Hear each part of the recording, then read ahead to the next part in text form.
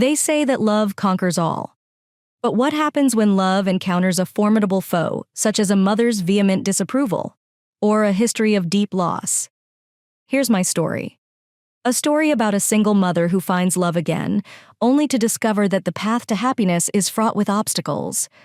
Join me as I navigate a whirlwind of emotions, face harsh prejudice, and fight for my right to love, all while raising a family full of hope, resilience, and strength. My name is Emma Brown, and I am a 40-year-old single mother and graphic designer living in New York City. My world revolves around my adorable 10-year-old son, Sam. Even though it is just the two of us, the love and joy we share brings warmth and happiness into our small, cozy home. A few years ago, my life changed forever when my husband, David, was tragically killed in a car accident. That night is one I will never forget. I was at the office, working late to prepare for an important presentation. David had called me several times, but I was so preoccupied with my work that I didn't answer. By the time I finished and returned home late at night, a police officer was waiting at my door. "Ma'am, your husband has been involved in an accident." He spoke in a calm and steady voice. My entire world collapsed as soon as those words left his mouth. I remember that moment vividly. Even after all these years, the pain of losing David remains with me. But I've marched forward, hand in hand with Sam, holding David's memory. Little Sam may not understand what it means to lose his father, but I promised myself that I would always be there for him, loving him enough for both of us. "Hello, Mom. What's for dinner tonight?" Sam chirps as he drops his school backpack to the floor. He does the same thing after school every day. "What is your special request tonight?" I ask him with a tender smile, knowing exactly what his response will be. "I want your famous mac and cheese," Sam exclaims, rushing into the kitchen and eagerly handing me an apron as I cook. I cherish the time we spend in the kitchen, laughing, discussing his day at school and hearing stories about his friends and favorite subjects. Seeing his pure joy always lifts my spirits. After dinner, we usually spend the evening watching TV, playing board games, or reading stories together. It's our little nightly ritual, and I treasure it.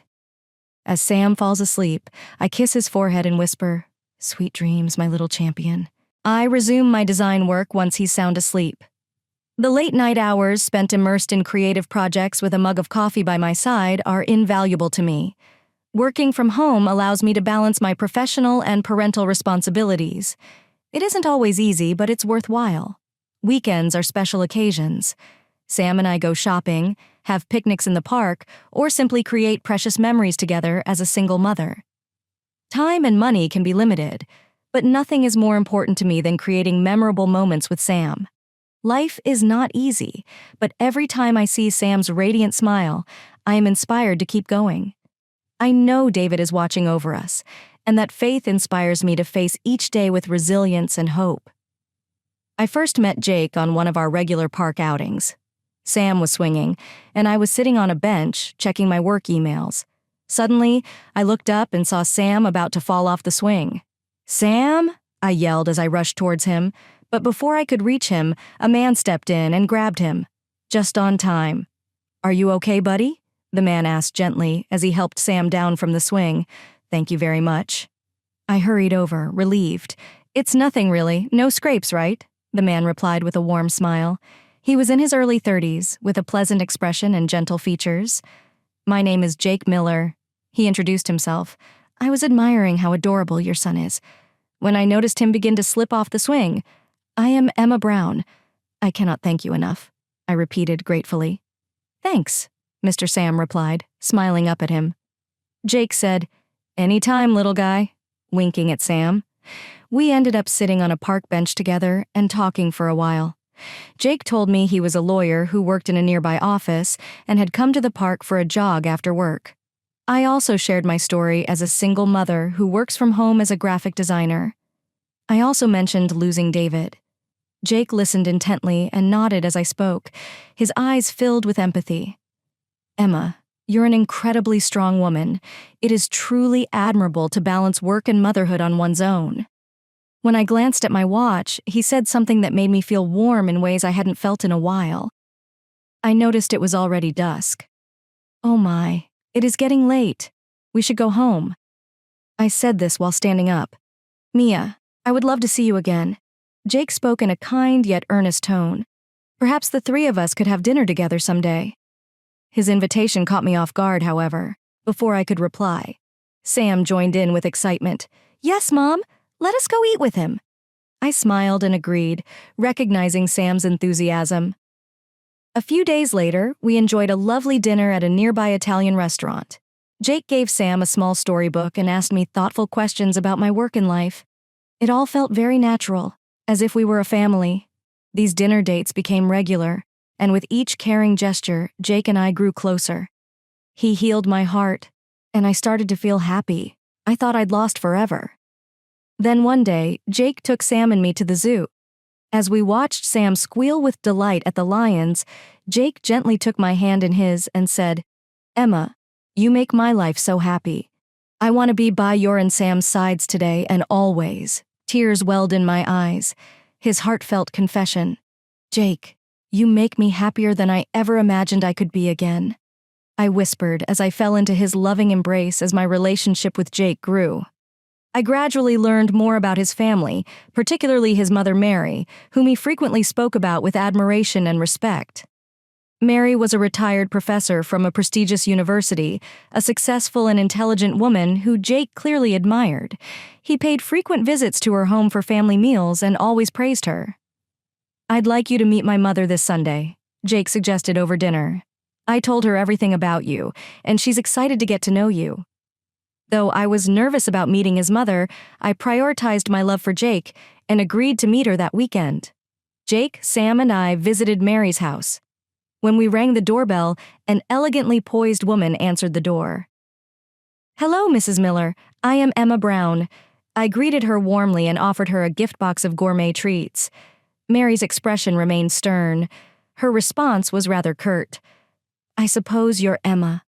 Do come in, she said flatly, moving aside for us to enter. We sat in her immaculate living room, me sandwiched between Jake and Mary on the sofa. Mary's gaze was critical, and her brow furrowed as she examined me closely. Jake tells me you are a single mother who works from home as a designer. Is this correct? She inquired, her tone sharp and judgmental. Yes, that is correct. I am extremely fortunate to have a situation that allows me to balance my career and parenting. I responded brightly, attempting to remain positive. Work from home. Home? I wonder if that provides a steady income. Mary spoke pointedly, her tone condescending. I hope you aren't relying on Jake. Mom, that isn't fair. Emmett is doing a fantastic job raising Sam and supporting herself. Jake immediately came to my defense. Mary remained cold, her gaze drifting to Sam. Grandma, will you play with me? Sam asked sweetly, hoping to engage her, but Mary's reaction was icy. I'm not your grandmother, she said bluntly, turning her gaze away. The afternoon was a series of trials. Mary repeatedly questioned me about my background, parenting style, and education. Did you attend university? She asked. Raising a child alone cannot be good for your son. I did my best to answer her questions, but it felt like I was fighting a losing battle. Winning her approval appeared impossible, even when Jake attempted to interject. Mary's icy demeanor never changed. Later that night, when Jake drove me home, I couldn't help but sigh. Jake, I'm deeply sorry. Your mother obviously does not approve of me. Emma. Jake squeezed my hand, saying, Don't worry about her. She'll come around eventually. I know she will. And she smiled back at him. As my relationship with Jake progressed, I couldn't shake the feeling that Mary's disapproval cast a shadow over our future. We began to discuss marriage. Nonetheless, Mary's opposition remained a significant impediment. Jake invited me to a cozy restaurant for dinner one evening, but something about his demeanor seemed off. Jake took my hands in his expression filled with concern as we receded. Emma, when I'm with you, the entire world appears brighter. Spending my life with you gives me purpose, he said, his voice genuine. He then reached into his pocket and took out a small velvet box. Emma, would you marry me? I hope to spend the rest of my life with you in happiness. Tears of joy filled my eyes, and I nodded, unable to contain my joy. Yes, Jake? Of course I cried and fell into his arms. At the time, we were the happiest couple in the world, but our joy was short-lived. The next day, Jake called me, his voice weak and tense. "Emma." "I told my mother about her engagement, he began, but his words trailed off. My heart sank.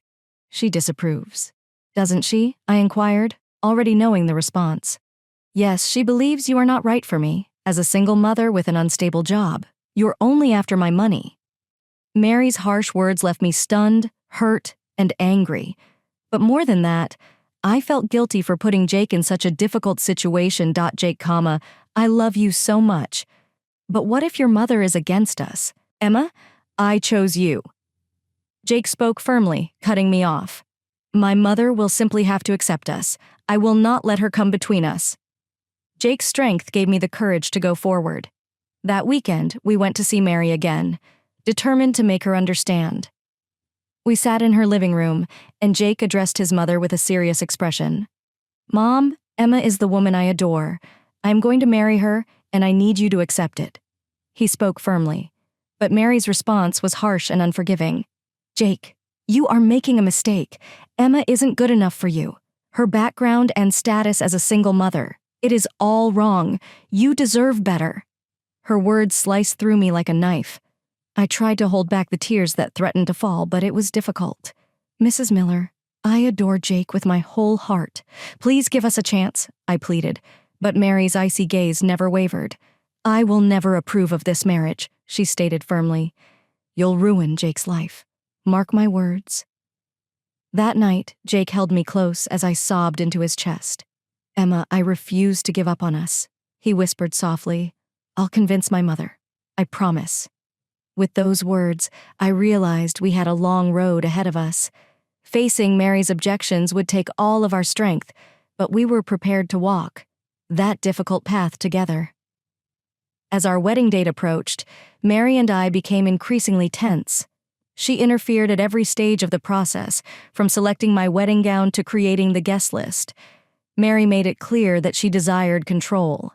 Mary walked in unexpectedly one afternoon while Jake and I were shopping for my dress at the bridal boutique. She said, "That dress does not suit you at all." Her voice was full of disdain. "Choose something more refined." I was taken aback by her unexpected intrusion, and Jake immediately attempted to reason with her. "Mom, please let Emma choose the dress she wants," he said, attempting to maintain the peace. But Mary wasn't having any of it. Weddings reflect the family's reputation. "Jake, I believe my suggestions should be considered," she spoke sharply. Finally, I felt pressure to choose a gown that Mary would approve of. However, it was not the dress I had hoped for. Jake apologized as he squeezed my hand. "I'm sorry, Emma," he whispered, "but regardless of what you wear, you will be the most stunning bride." It wasn't just the dress, however. Every aspect of our wedding planning became a battleground, with Mary imposing her views on us. "You should be more selective with your invitations." She insisted that it could have an impact on Jake's professional career. "Select a more prestigious venue. You cannot get married in a shabby location." Her demands were far from the intimate and heartfelt celebration Jake and I had planned. Jake struggled under the weight of his mother's constant meddling, but he never gave up trying to protect me. "Emma, let me handle my mother," he said one night as we sat together, exhausted by the day's events. "I don't want you to have to deal with her any longer." "No, Jake," I said, taking his hand. "We will get through this together. I am by your side." Amidst the wedding chaos, we began looking for our first home.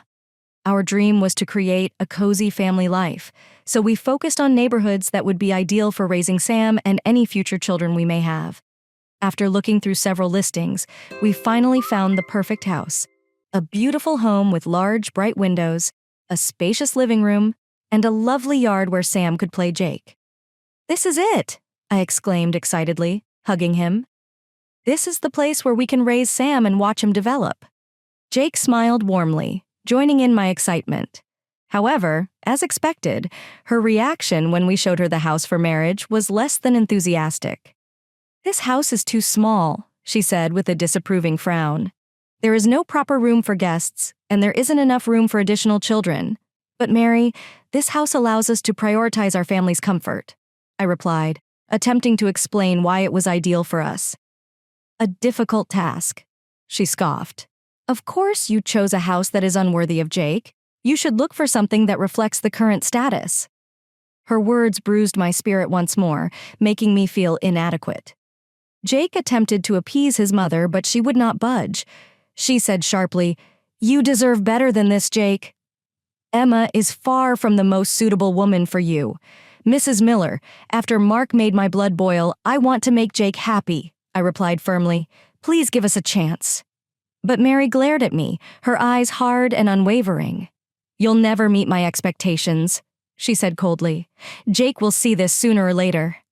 Despite Mary's constant disapproval, Jake and I managed to persevere and continue planning our future together. We overcame her objections and finally got married. It was a small, intimate ceremony just as we had hoped. Sam was the cutest ring bearer, looking like a little gentleman in his suit as I walked down the aisle. My heart swelled with love and happiness. This was the moment I had been looking forward to for so long. Jake and I exchanged vows in front of our family and friends. Tears filled our eyes. "Emma," Jake began, his voice full of emotion, "meeting you was the best thing that has ever happened to me. I promise to love, cherish, and protect you throughout my life." Through happy tears, I replied, "Jake, I can't wait to walk through life with you. My love for you is eternal." Our loved ones cheered and applauded. We began our new journey as husband and wife. A few months into our marriage, something wonderful occurred. I discovered I was pregnant. "Jake, I think I may be pregnant," I told him one morning, my heart racing with anticipation. Jake's face brightened with joy. "Emma, that is the best news ever," he exclaimed, pulling me into a tight hug. We quickly went to the doctor, who confirmed the pregnancy. "Congratulations," the doctor replied, smiling. "You're 6 weeks along, and the baby is progressing well." Jake gently placed his hand on my belly and said, "Hello, little one. I knew Daddy would always remember that I loved you more than anything in the world." We also told Sam about the happy news. "Sam, you are going to be a big brother," I replied with a grin. "There is a baby on the way." Sam's eyes twinkled with excitement. "Yay! I can't wait to meet the baby," he exclaimed, jumping up and down with delight, eager to share the news with our loved ones. Jake called his mother. "Mom, Emmett is pregnant," he exclaimed excitedly. "You're going to become a grandmother. Congratulations!" However, Mary's response was far from enthusiastic. "Are you certain she's pregnant?" she asked coldly. Jake was taken aback. "Mom, what do you mean? Of course she's pregnant." The doctor confirmed this. "She must be attempting to trap you," Mary said harshly. "I'm betting she's faking the pregnancy to get your money." Jake's face flushed with anger. "Mom, this is not true. Emma loves me, and we're starting a family together. Jake, you are being deceived." Mary responded with disdain. "That woman is cunning. I cannot believe you are falling for this." Jake hung up the phone, frustrated. "Emma, I am deeply sorry." He said this while taking my hands in his. "My mother does not believe you are pregnant, but I know the truth. I'm done worrying. We will get through this." A few days later, while shopping, I felt as if someone was watching me. At first, I dismissed it as my imagination. But as the days passed, the feeling only grew stronger. Someone was definitely following me. "Jake, I think I'm being followed," I confided in him one evening, my voice filled with anxiety. Jake furrowed his brow in concern. "Emma, I've noticed it too. That is why I requested that my friend John conduct an investigation. He is a private detective." Jake's phone just rang. It was John, his detective friend Jake. John said, "I have some news about the investigation. Your mother has been having Emma followed." Jake was dumbfounded. "What?" "My mother is keeping an eye on Emma, yes," John confirmed. "She hired someone to monitor Emma's activities." Jake looked at me apologetically. "Emma, I am deeply sorry. I had no idea my mother would go so far." I was at a loss for words. My legs were nearly giving out from under me. "Why?" I whispered. "Why would she do that? I've done nothing wrong." Jake pulled me into a tight embrace. "What my mother did is unforgivable," he said quietly. "I will not let anyone hurt you." That evening, Jake confronted his mother. "Mom, why did you follow Emma?" he inquired, his voice filled with rage. "She has done nothing to deserve this." Mary remained defiant. "I needed to know if she was truly pregnant," she said coldly. "That woman cannot be trusted," Jake said. Your prejudice is tearing us apart, his voice shaking with emotion. Emmett is my wife and the mother of our child. You have to accept that. But Mary's icy gaze remained unwavering. I will never accept her, she stated firmly. She will ruin your life, Jake. Despite Mary's unwavering disapproval, Jake and I are still hoping to repair our relationship with her. As my pregnancy progressed smoothly into the second trimester and the baby's health looked promising, we decided to invite Mary over for dinner. Emma, this is our chance to make things right with my mother, Jake said optimistically. Let us show her your kind heart. I nodded in agreement. You're correct, Jake. I want to improve things for Sam and the baby. I hope to have a peaceful family. That evening, we invited Mary into our home. I greeted her warmly at the door, smiling and saying, Thank you very much for coming, Mrs. Miller. Let's have this dinner together. But Mary's face remained stony. I am confident he has something planned for you, she muttered as she walked inside. Mary's interrogations lasted throughout the meal. Are you truly pregnant, Emma? She inquired, her gaze narrowing. You barely appear to be showing, struggling to maintain composure, I responded. Yes, the baby is growing nicely. My bump isn't particularly noticeable yet, but everything is going well, Mary asked, her voice full of suspicion. I wonder if you are lying, trying to trick Jake into giving you money? Her words cut deeply, but I forced myself to remain calm. Jake slammed his hand against the table, his voice full of rage. Mom, stop it! Stop insulting Emma! The remainder of the dinner passed. Intense silence. By the end, I was emotionally drained. I said, Jake, I'm going to step outside for some fresh air, and went out to the backyard. As I stood by the pool gazing at the water, I heard Mary's footsteps behind me. Emma, I will never approve of you, she replied coldly. You're not good enough for Jake. I turned to her, my voice pleading. Mrs. Miller, I adore Jake with my whole heart. Kindly accept us. Suddenly, Mary shook me violently. I have had enough of your lies, she screamed. Her voice was filled with rage. The unexpected push sent me tumbling backwards into the pool. The cold water swallowed me up, and as I struggled to maintain consciousness, my last thought was of the baby. I needed to protect the baby. I regained consciousness and found myself lying in a hospital bed. The room was quiet, and when I slowly opened my eyes, I noticed Jake sitting beside me. Emma, you're awake, he said softly, his eyes wide with relief. Where am I now? I inquired, my voice weak. Jake explained that you're in the intensive care unit. My mom pushed you into the pool. You were unconscious, so the doctors performed an emergency C-section to save you and the baby. I gasped, my heart racing. Is the baby okay? Jake smiled gently as he took my hand. The baby is safe. He is a healthy baby boy. My eyes welled up with tears of relief. I went to see him, I whispered. Jake pressed the nurse call button, and a few minutes later, a nurse entered the room, pushing a small bassinet. Mrs. Brown, here is your baby, she said with a warm smile. Jake lifted our baby boy out of the bassinet and placed him in my arms. The moment I helped him, I was overcome with an indescribable sense of love and joy. His tiny hand wrapped around my finger, and I whispered, My precious baby. You've been incredibly brave. Mommy is relieved you're safe. Jake leaned over to kiss the baby's forehead. Hello, little guy. Daddy loves you so much, he said softly. The nurse smiled as she witnessed our emotional reunion. Have you chosen a name for the baby yet? She asked. Jake and I exchanged glances and smiles. Hope, I said. His name is Hope. That is a beautiful name, the nurse replied with a smile. Congratulations. I felt a sense of calm wash over me as I held Hope in my arms. But then I remembered Mary. What about your mother? I asked Jake, my voice trembling. Jake's expression darkened. She has been arrested for attempted murder. She will have to stand trial. I see. My emotions were swirling as I said this. You and Hope are all that matters. Jake said this while kissing my cheek. We will leave the rest to the courts. Mary's trial made headlines, and in court, she refused to admit any wrongdoing. That woman is lying. She only got pregnant to trap my son, she yelled. Her voice became angry. But the truth was clear. Hope's existence could not be denied. Mary was found guilty based on my testimony and an overwhelming amount of evidence. The defendant is hereby sentenced to 5 years in prison, the judge announced. And I breathed a sigh of relief as Jake helped me out of the courtroom. We were immediately surrounded by reporters. "Mrs. Brown, how are you feeling about the verdict?"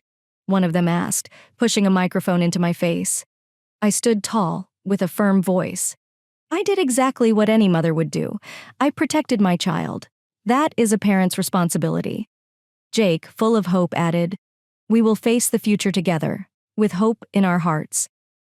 A few months after the trial, Jake, Sam, Hope, and I settled into our happy new lives. Jake was thriving as a lawyer, while I was juggling my design business and parenting responsibilities. Our family has faced many challenges, but we have emerged stronger on the other side. One day, Sam dashed into the living room, his eyes wide with excitement. "Mom, Hope just walked," he shouted. I rushed into the living room and saw our 10-month-old son toddling around, taking his first wobbly steps. "I hope you are walking," I exclaimed, scooping him up into my arms, my eyes well up with tears of joy. Jake arrived home later that evening, and when I told him about Hope's first steps, he smiled with pride. "Good work, little man," he said, ruffling Hope's hair. "You will be running marathons before we know it." We hugged their children tightly, knowing that we had created a strong, loving family, full of hope, resilience, and unwavering affection. Despite everything, we had come out victorious. Our bond as a family had only strengthened. I looked out the window and saw the sunlight streaming in. I knew that whatever challenges awaited us, we would face them together, hand in hand. Because in the end, it was our love, hope, and family that would keep us going.